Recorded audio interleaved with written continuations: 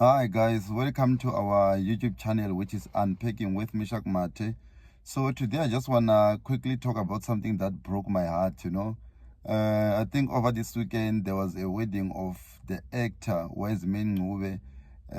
He was marrying his beautiful Tsonga woman.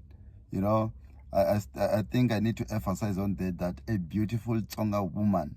You know, so I've seen that a lot of people from the comments where perhaps he posted his wedding pics or other people posted his wedding pics.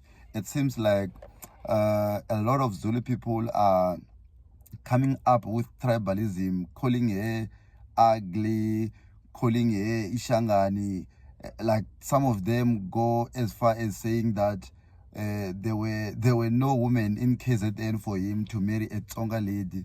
So I find it very disgusting, and I don't know, man. This country, I don't know where we are going because we are forever crying about racism, but now instead of us fighting racism together, here we are still divided by tribalism. Like, it's 2025, for God's sake.